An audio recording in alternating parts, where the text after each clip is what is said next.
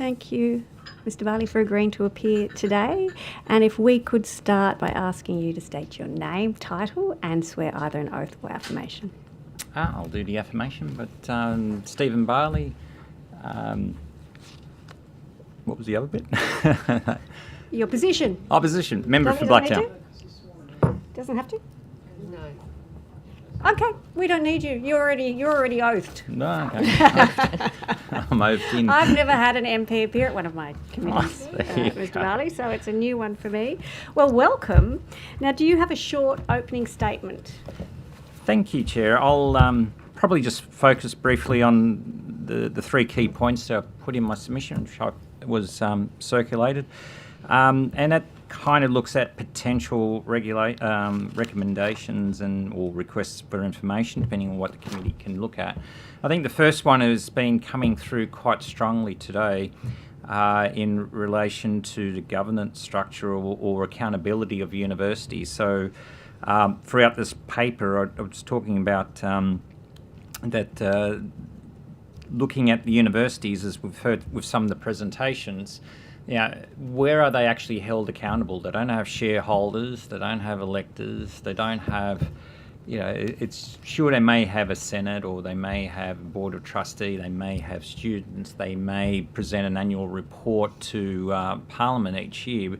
But as we heard in today's presentations, there's a lot of question marks in process and procedures. So arguably something for the committee to consider is to maybe amend the Act so as to ensure that an inquiry like yours, a permanent inquiry for a upper house like a select committee, to actually dive into the issues, and each university can spend a half a day presenting, and at least that brings a bit of public gaze on what's happening behind the scenes and working out. So there's a bit of accountability, and you need that. I suppose the justification is, if you look at the amount of public funds coming into a university, whether it's federal government, state-supported, students, international students, it's not like you're just selling a cup of coffee or you're selling iron ore or something. It is coming from the public purse, so they should be held more accountable. The second one was more about requests for information. My particular examination here is what's happening in the Nirimba campus. And some of the questionable practices to the closure of that campus. So firstly, the request for information, if WSU can actually come clean a little bit more on as far as their plans, if any. So in the discussions with Vice-Chancellor Williams and with myself and Ed Husick, the federal member for Chifley, and Mayor Brad Bunting, we had a round table, a bit of a discussion. He's saying that there's no plans. You can stay there for 10 years, 20 years, 5 years. We know they're cash-strapped is what we're hearing, financially challenged. We don't want to be in a situation that they decide to sell. And there's a whole reason why they shouldn't just sell, because, it was a former base, and I might touch on it later, the importance of keeping it as public space. As training facilities.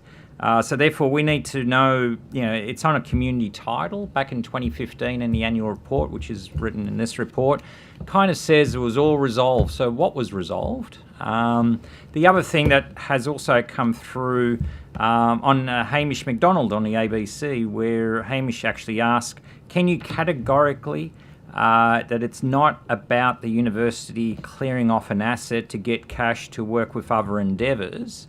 And it was interesting, Professor William, the Vice-Chancellor's response, absolutely, categorically, this was a decision about students. But he didn't actually say, he's not going to sell the campus. He didn't actually say what the future of the campus is. He's just saying whatever decision he does, allegedly it's about the students.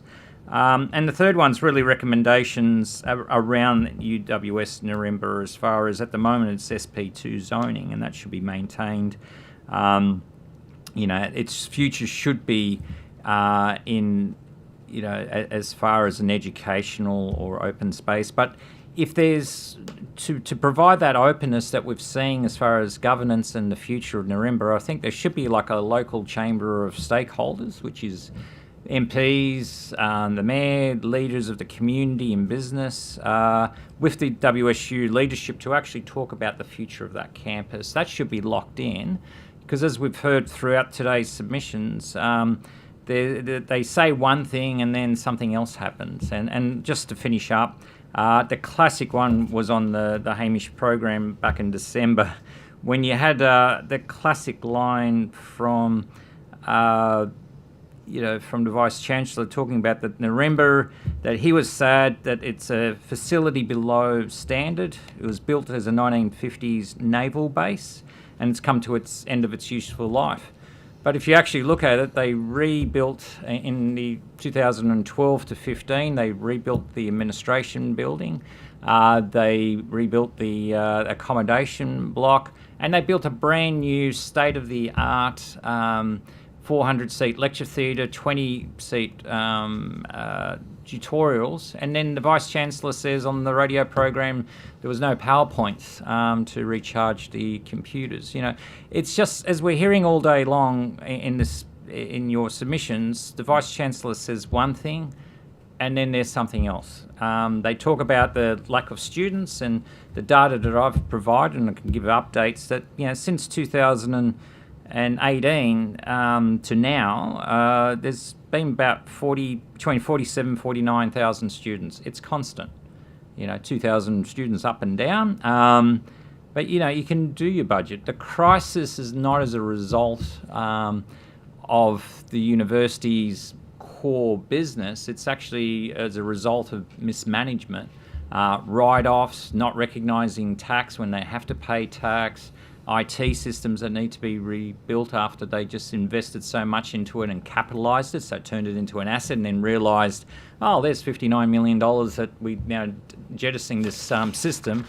Everyone else is getting blamed for the problems of management, and we just want to have a situation that A, improve governance, and B, improve the transparency of the Nirimba campus, that it stays as open space, as a training facility for a city of Blacktown that's growing to be over 600,000 people by 2041, based on the current zoning. So we're not saying no to development, but at the same time, the city is growing.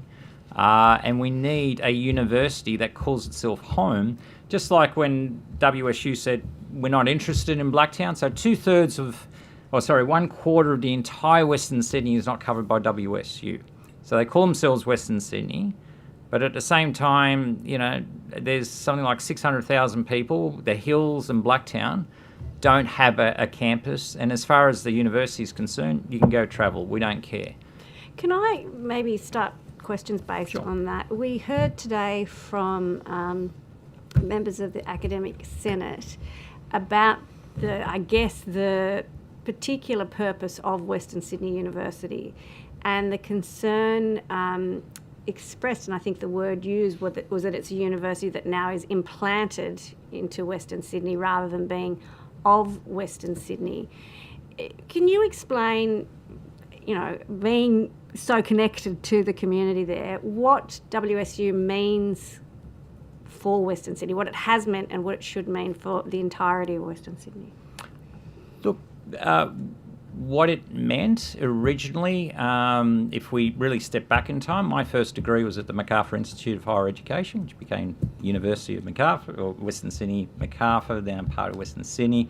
So I've got a long history associated.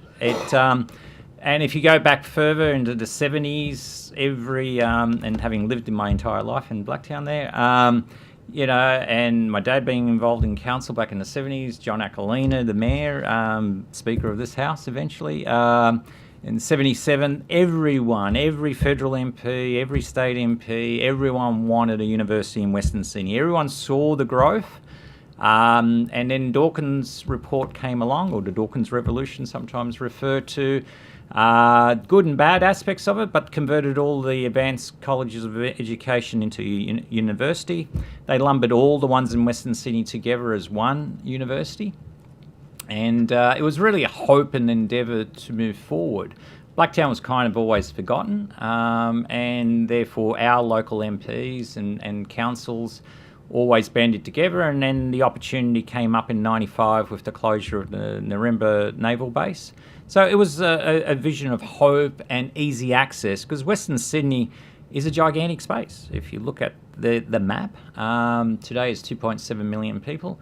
It's a huge space. So WSU was created and developed and was our beacon on the hill, so to speak, quite being cheerfully, but or light on the hill. But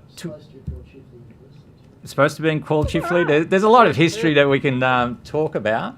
But essentially it was there. And then it became a business. Right. It became corporatized. It then started to look at overseas and place itself overseas. It then started going to Lithgow, even though Lithgow joined West Rock, so it's part of Western Sydney, I suppose. But it then started it then started to go looking east, looking all over the place. It kind of then lost its mojo in Western Sydney. The academics are great. They pump out some really good research about Western Sydney. But essentially, if you look at the numbers, really, 27%, and this is according to WSU's own data, of all the university students currently in Western Sydney, only 27% call Western Sydney home. And then they started pulling out, and then you started seeing Wollongong University come in.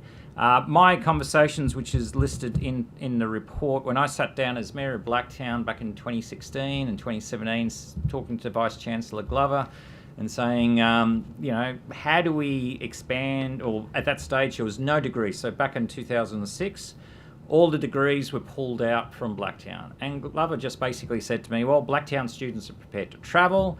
Good luck getting anyone in here.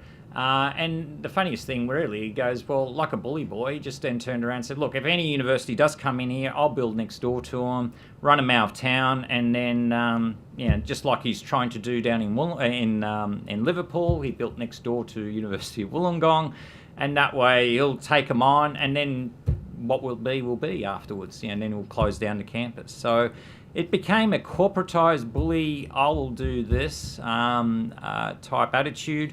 And then he said to me, if I, as mayor, support him selling Nirimba, he may put some money in. And there was some articles at the time and valuations, off the back of envelope, valuers looking at it. Unofficially, they're saying that 70 hectares of land would probably be worth about 500 million. The previous government, we weren't too sure whether they were going to sell the TAFE site or not. Jeff Lee, who now works at WSU, was then the minister. He gave me eventually an assurance that prior to the 2023 election that he won't sell it, which was good.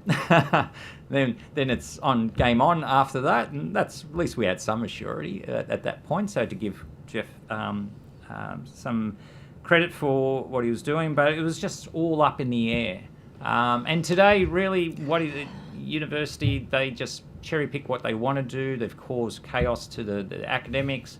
People aren't choosing WSU, and it's so sad to see the situation we are, where they have to spend, over the last 10 years, $130 million to advertise to local students that they are the choice.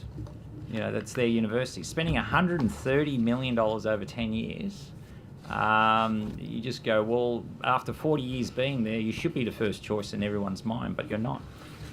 Does anyone else have questions? Shall I? Okay. Thank you for that. I wanted to talk to you a bit about, I know that you're particularly interested in the Nirimba campus. Now, I understand that it was used by one of the controlled entities. Was it sort of exclusively used for what's known as the college in WSU? Do you know what it was being used for before it was decided to shut it down? It was a full functioning university campus. It was in 1995. It was created as a university campus, a TAFE campus, and 2 senior high schools. The university there had several degrees from construction, business, law, and various other faculties that were there. There was 2-3 major faculties, offering from undergraduate to postgraduate to doctorates. And in 2006-ish, circa 2006, the university decided to cut the program because it said, well, there's the similar programs in Warrington and Rydalmere, and Parramatta at that stage, or Rydalmere was the main part. So they said, we don't need Blacktown. Mind you, it's like half an hour travel, 45 minutes, and if you go by train, even longer. And Rydalmere campus is a lot further out from Parramatta to get to by public transport. So they shut down the Blacktown campus, and just another plug for Blacktown, it will pass Tasmania's population by 2037. So Tasmania's got quite a few campuses and Blacktown has none. So, you just go, really? For 600,000 people, you got to travel out of our local government area. But anyway, so they shut it down. And they created the college. Now, the college is particular, just for background. It's like a foundations course that if you want to go into the world of business, you do a diploma of business. And for the students that didn't succeed too well in their HSC, it just gives them an ability to see if university life is there. They bring them up to speed. So it's a very important aspect. And if you pass that first year, then you go on to the degree. But to go on to the degree, you had to leave Blacktown. So it's very important. And so what you're saying is basically it provided a role which was a very useful gateway role, particularly for students who perhaps hadn't done as well as they would have liked or didn't know if they were going to go to uni, and then we're using it as that stepping stone year. Is that right? It was as a stepping stone. So that was created roughly in 2008-ish or so. By about 2013, 2014, or even before that, there's old press releases and stuff or documents in annual reports that show that they were looking at the only place to do this college aspect was at Nirimba. Mm-hmm. So that's why the federal government gave about $10 million to build a new state-of-the-art, as they call it, and it's quoted in my submission there, state-of-the-art facility, which Professor Williams reckons there's no PowerPoints in, and he reckons it's a 1950s building, but it's a brand new building. There's a whole range. They were anticipating more than 5,000 students there, and if you actually look at since 2010 in my report, I give the table, happy to table it again, which is updated to 2025. It started from about 2.7% of the entire university base to up to about 5% of the university base. That's how many students were going to one little campus in Nirimba. 5% of the entire university. And then suddenly, after spending all that money, by 2016, there was an unknown. Somewhere in the back blocks of the Chancellery decided that they were going to kill off Nirimba. Each year, if you look at the UAC books, there was less and less courses on offer. But the funny thing about it, those courses that are on offer were still being picked up. So the locals wanted to do something in the Blacktown area. So the numbers didn't die off as much as they wanted. By 2020, still 4.5% of the entire student population was still based there. And then they just simply started closing courses.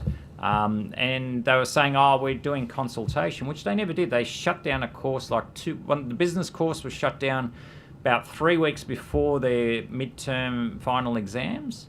Students just got simply told, they got a letter sent home to them saying, thank you very much for being a diploma student. You still got subjects left, but you are now a student at the Sydney campus. Imagine telling a Blacktown student, not even the Rydalmere campus, not the Parramatta campus, not the Penrith campus, thanks for playing, but your next semester subject will be in Sydney CBD. These students that I know personally then contacted the campus and said, look, I can't get to Sydney. And they said, well, you as the student have to disenroll from the Sydney campus and try to find a vacancy at some of the other campuses. And then the then Vice Chancellor and others, when I rang up to do representation on behalf of these students, said, no, we did plenty of consultation, that's not the case. And then afterwards, and they put it in writing, and then afterwards they backtracked and said, yeah, you're right, sorry about that. No consultation with the academics, no consultation with anyone, and they just shut down a course. This is as I've said previously, they engineered the death of the Nirimba campus, which can be reopened tomorrow. It's a functioning university, fabulous facilities, and yet Mr. Williams, Professor Williams, turns up there, says that he had a walk around there. I don't know what he saw, because there's brand new buildings there, great facility, and yet he, as I said before, he reckons there's no PowerPoints. Do you have any questions? Yeah, thank you so much. So just So in February 2025, it was when WSU announced it would leave the campus.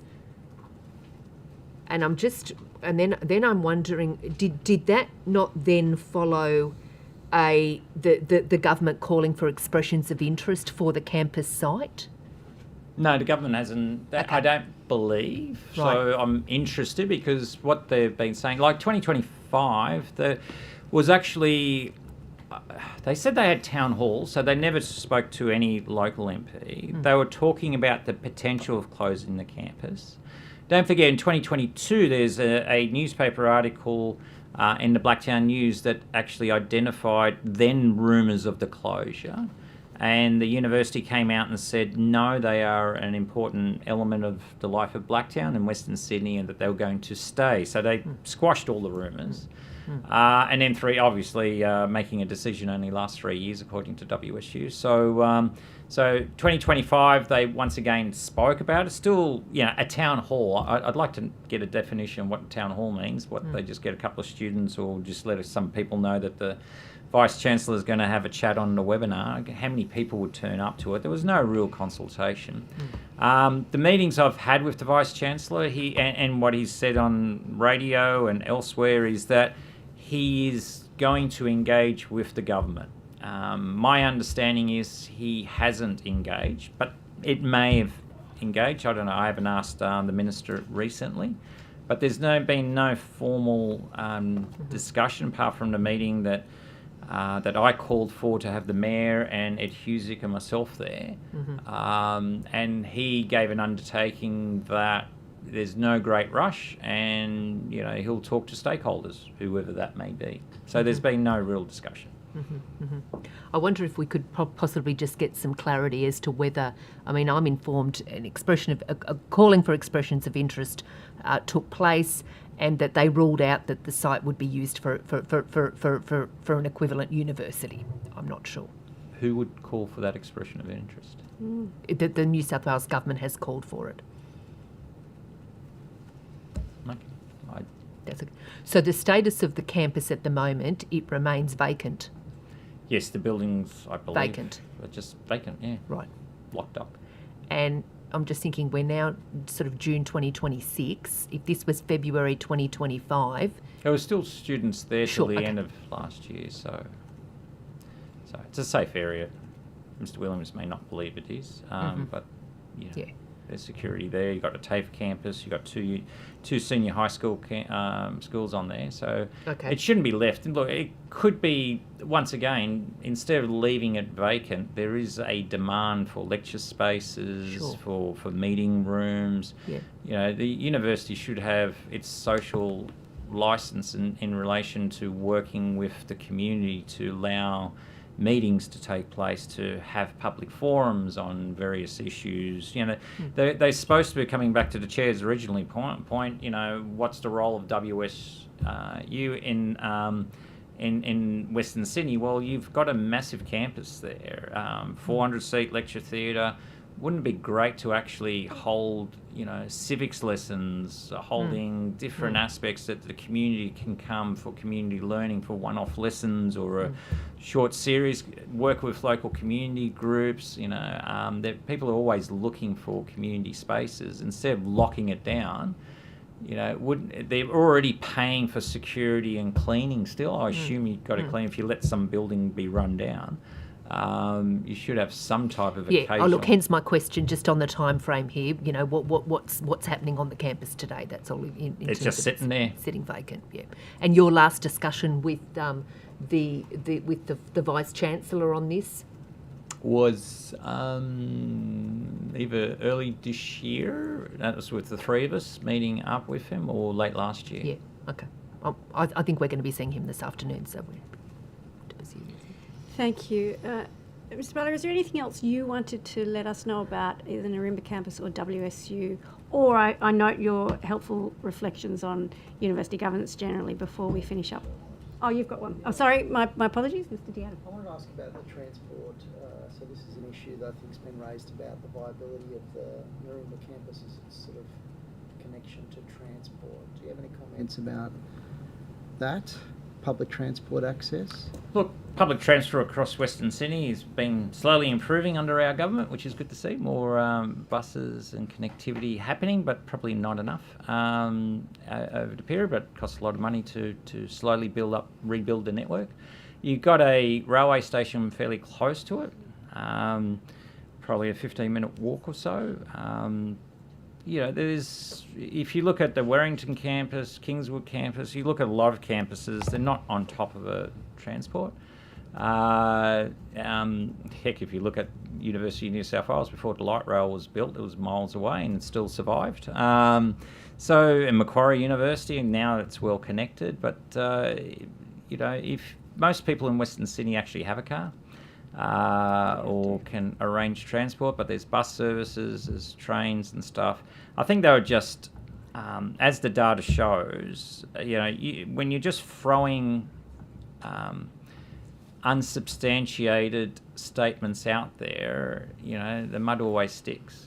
Saying that students don't want to be there. Well, here's another one to us, the Vice-Chancellor. He said that 50% of all the Nirimba students failed in their course, and the moment they moved them off campus, 90% were passing.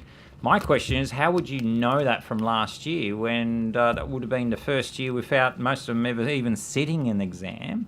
And you're telling me that back in 2015, with 2,244 students there, or 2019, 2,340 students, that they were failing, that 50% of them are failing. I know one student in particular got the Dean's Merit Honours list and attending the Nirimba campus there. So, the puff statements put out by the Vice-Chancellor that the place is broke, and yet the finances, and not to overly comment, you had lots of people talking about finances, but their expenditure has massively grown. The classic example we just heard earlier, where they've 600 jobs were identified to be cut, 400 were actually made redundant, and yet please have a look at their the numbers. And I think I've put some numbers into my paper.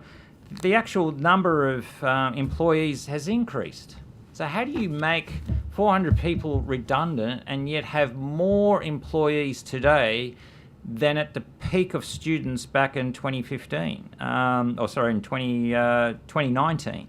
They got more professional staff, more people working at the university today after 400 job cuts. So you've got to ask, how do they manage this place? They sack all these workers, give them redundancies, and then they employ even more. And then say we've got to restructure. Oops. It's just none of their statements.